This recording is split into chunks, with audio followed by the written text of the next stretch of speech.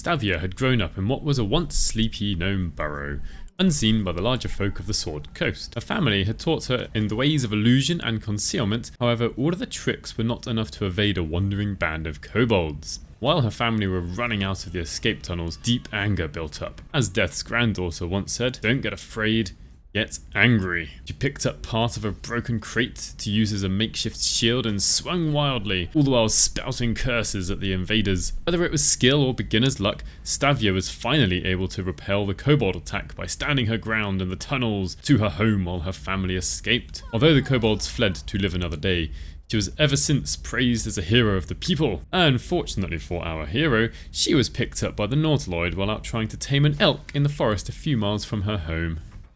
So this is Staviour. She is a barbarian rock gnome. We'll go through each of the tabs.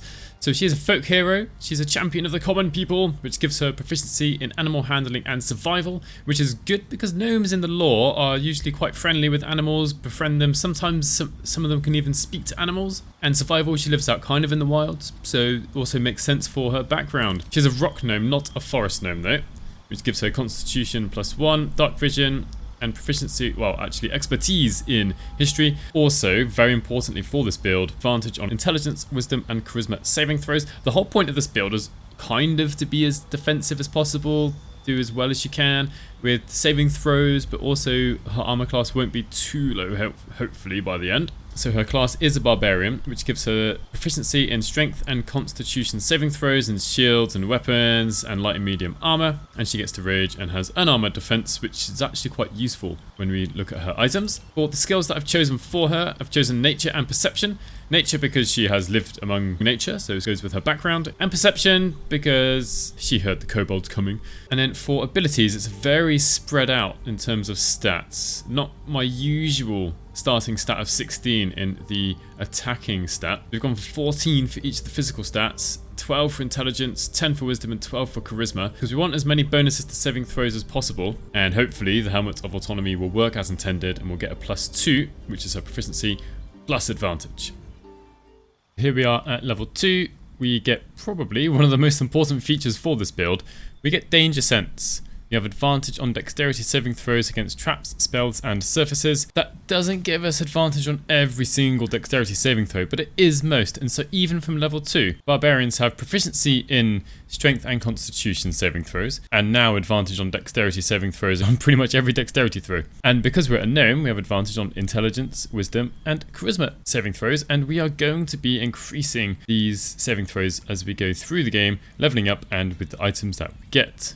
At level 3, she gets to choose her subclass choice. We are going to go for Wild Heart, which I think fits very well with gnomes in general if you read it up their lore and how they are attuned with animals and nature. So she does get Speak with Animals, level 1 divination spell, which is lovely because that's just at will. Then for the bestial heart that she's going to choose, she's going to choose Eagle Heart. This is mostly because we get dash as a bonus action, which is going to be helpful for us later. However, we do get Diving Strike, but this isn't really central to her build.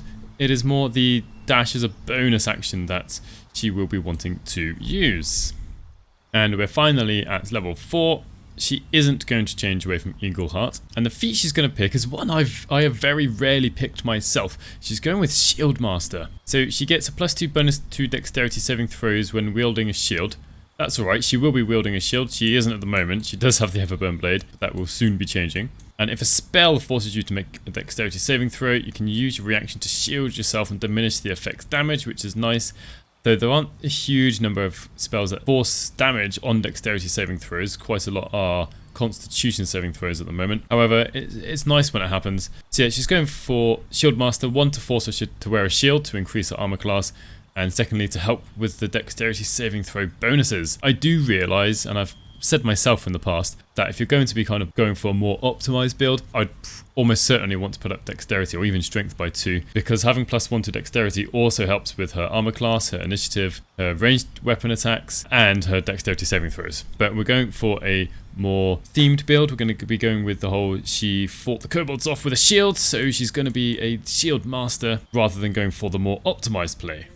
So this is the part of the video where I normally show you what items, magic items, I've given to the character, and I am still going to do that but I'm down in Grimforge. I normally try to avoid picking items in Grimforge because it's quite a ways in, and it means you can't really have all the items until the very end of early access, or if you head down here straight away, which maybe you don't want to do. Also, this final item I'm about to pick up is in a slightly obscure place, so I thought I would show you how to get it in case you've forgotten. So yeah, I'm in Grimforge. This is what I think is affectionately known as the trap corridor. There's a whole bunch of traps down here. Now you can lockpick this fence, except I've got Will here. Shadowheart's waiting down below somewhere. I don't have a Starium, but what we can do, just the right angle, is Misty Step through the door. There we are. And then in this gilded chest, we have the Protecty Sparks wall. Let's send this to Staviour, take all the rest. So now we can equip the final item. And let's go take a look at her. So here she is. She looks a bit strange, if I'm honest, this mixture of items. But hey ho. So starting from the top, we have the Helmet of Autonomy, which gives proficiency in wisdom saving throws, as well as the advantage that she will get from being a gnome. Then we've got several items that depend on the lightning charges. So the Protecty Sparks Wall. The bearer has +1 to armor class and saving throws as long as they have lightning charges. Sparkle Hands, something similar, +1 to strength and dexterity checks as long as they have lightning charges, plus strength saving throws +1. The Speedy Light Feet, which when the wearer dashes, gives them lightning charges. And linked to the lightning charges, I've also picked up Jolt Shooter, which gives the wielder 2 lightning charges when they hit using the weapon. I did kind of think about having a slightly alternative setup where instead of having the Shattered Flail, as I have, this is to help actually hit because it's a +2 weapon, plus it heals the wielder. So in case Staviour's taking too much damage, she can hit with this. I was thinking about taking, it's called the Sparky Points, the trident that gives the lightning charges, and then for the ranged weapon having the, what's it called now? Giant Breaker? The heavy crossbow that inflicts reeling, which I think helps debuff the enemy, makes a good sort of tank move. In the end, I went for this setup because the Shattered Flail has a greater bonus to hit, being +2, also heals the wielder, and we can get some lightning charges from Jolt Shooter. As for the rings and necklace, I've gone for the Tarnished Charm. I went and killed the hag, so it makes it easier for the wearer to succeed on dexterity saving throws, so even more bonus to saving throws there.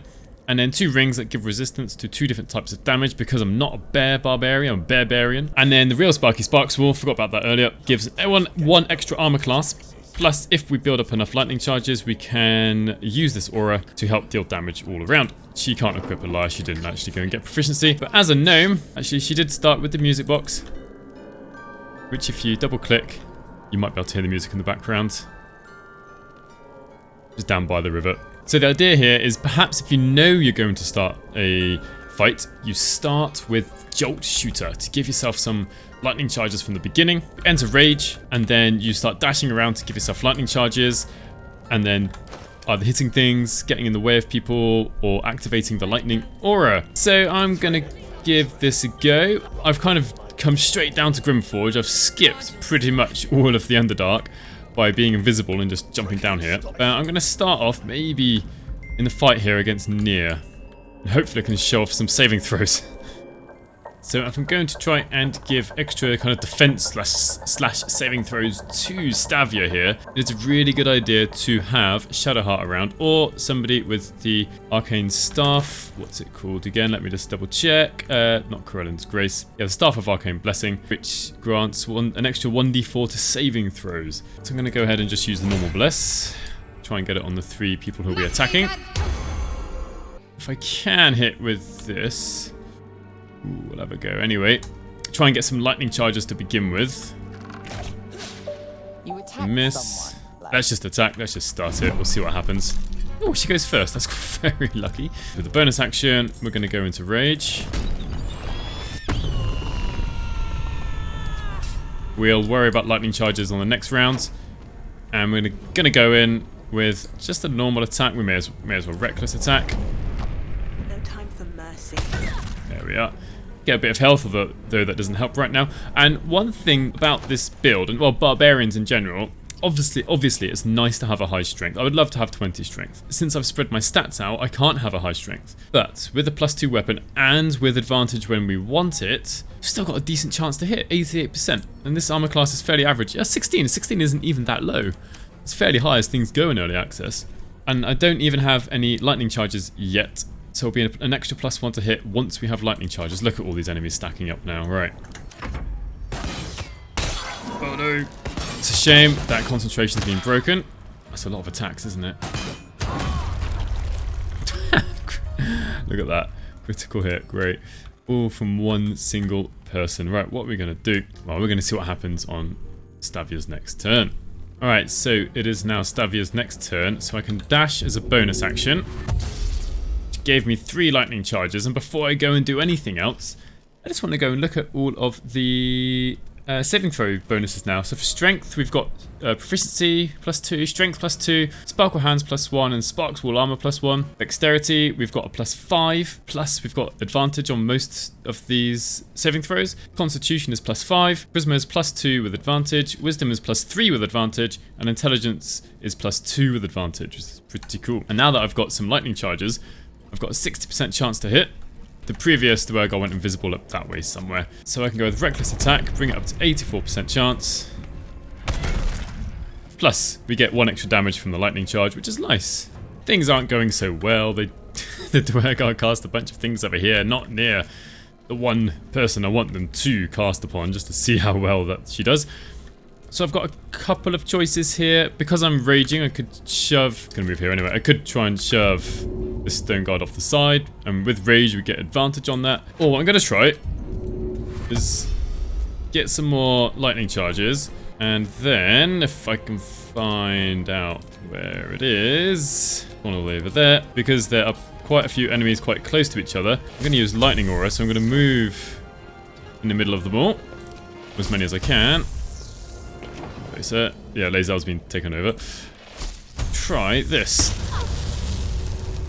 So done an AoE, and my particular party is kind of lacking in area of effect damage actually, because I've really got very few things that do area of effects. Lae'zel is an Eldritch Knight, so she does have Thunderwave, and that's about as good as it gets apart from this shield. The other thing I forgot to mention or really read from the description of Jolted, I've just spotted it. On this Mindmaster, it means that they cannot take reactions, this Jolted condition. So now Lae'zel, if I want her to, can run away.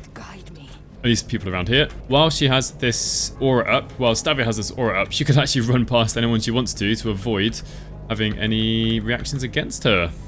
One nice thing, I just missed it, is I guess this is probably a bug, but Mindmaster von Mara took 2 lots of the lightning damage from the aura, which is nice. It's like having the poisonous robe. I almost wish I had the poisonous robe on now to see if it works with the shield. I imagine it does. So back to Staviour, she took a tiny bit of damage from a javelin, I think it was, or something hard to say. So now it's her turn. She doesn't have much of a use for a bonus action. So we're going to get the lightning charges back. We've got a decent chance to hit, even without having Reckless Attack here. So I'm just going to use Concussive Smash because I can. Mindmasters are annoying. We'll whack her over the head. Sadly, she made her saving throw. Also, unfortunately, this damn Stone Guard Cur took out these two with 2 hits, 12 damage and 13 damage. The enemies basically seem to be ignoring Staviour and going for the party members that are easier to hit, to cast spells against, to kill. Just have very few attacks against her, almost exclusively focusing on the other 3. And I think part of that is because her armor class is 18, whereas the rest of my party has a lower armor class. And the armor class of 18 is, I think, a bit surprising, considering, yeah, she doesn't have any medium armor, she doesn't have the Githyanki armor, but because she gets a bit of... Ooh. Failed saving throw? That's not allowed. Alright, let's have a look at that. It was against... Brilliant, poison spray. But she's wearing the poison resistance ring, so yeah, she only took 2 damage. Not that bad. And now it's back to her turn. And unless we have a good use for our bonus action, I'm starting to think about a potion of speed, considering how much danger my party is in. I would definitely go for the dash bonus action to get lightning charges back. You want to keep them up. Gives you extra hit chance, extra damage, and helps fuel your lightning aura. I kind of really want to kill this guy. He's only got 1 hit point left. It almost feels like a waste. Ah, right, because we are raging, and they are small, they reduce themselves. Bye.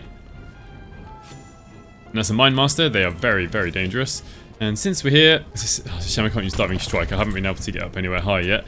One thing we could also do, is dip our weapon, is poison the weapon. I haven't done that yet. I'm probably not going to be able to now. We can hammer away, or flail away, all the while slowly healing ourselves. For this time it was, what was it, 4 hit points. It's not amazing, but it kind of helps considering we are resistant to plenty of types of damage. There we are. Miss. Miss. Because the armor class is very high. Back to Staviour. Again, keeping up these dashes to get these lightning charges. And we can't use this aura again. I was kind of mistaken. For some reason I thought we could, because it's once per long rest, so do make sure you use it at the proper time. And this stone guard is basically killing my whole party, so I'm just going to throw this at them this turn.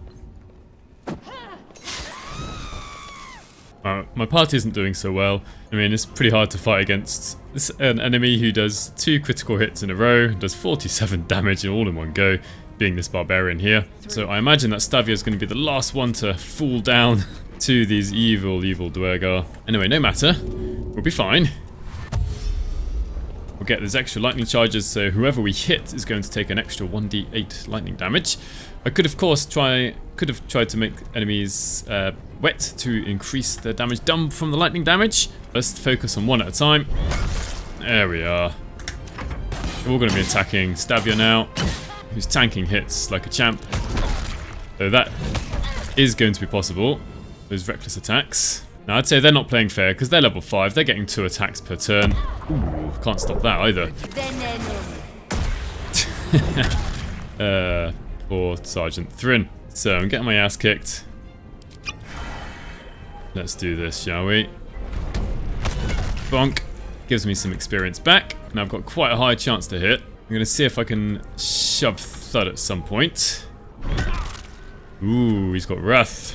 So this is probably the final round for Staviour in this fight. I mean, once the rest of my party's gone down, fighting off 1, 2, 3, 4, 5, 6 Duergar who are level 5, who are getting 2 actions per turn. Probably isn't going to end well without sneaking around somewhere. I don't know how Will fell down there, actually. So Thud is too heavy to shove, which is a bit sad. So it might be time to not play fair. Disengage. I'm going to throw something for the heck of it. Anyway, so now I'm going to hide and keep running away. Gnomes aren't silly, they know when to run, creating illusions. So the rest of my party is almost certainly going to get killed, or fail their saving throws. Yeah, there we are. They're going in for the kill. And Staviour will live to see another day and can go and revive the rest of her party. Now it might soon be possible to take them out one by one, although Staviour will be going lethargic at some point soon. Poor Will. There he goes. Ah, the combat's over. Interesting, so now I can go away and recover and come back. Alright, so before I revive these 3, I've decided to come back to here. I skipped past these guys earlier. I believe I just took one long rest. That Staviour here should be able to stand up to these guys with very little problem. Part of that's because they're only level 2 and she's level 4, all decked out in magic items. This is probably the optimal way to play, I suppose. So we're going to rage. And attack one more time. Oh, that's lucky. Except nothing actually happened. Oh, I get to attack again. Ah, I didn't hit that time. That's a shame. And I'm not going to hide back. I'm just going to stand in the middle. I kind of want to be hit to make sure I don't lose rage at any point. You'll hit me. Yeah. Alright, made my saving throw, because what was it? It was a Constitution saving throw. Got a +5 to that, not bad. And so now we can get on with dashing to get our lightning charges. And since we're in this area, we can actually get diving strike going. I don't really care about opportunity attacks, if I'm honest. There we are. Ah, I didn't actually hit. There's still got this bug where you use diving strike on someone, but nothing happens. That's a shame. I'm sure he'll hit me. Or at least attempt to.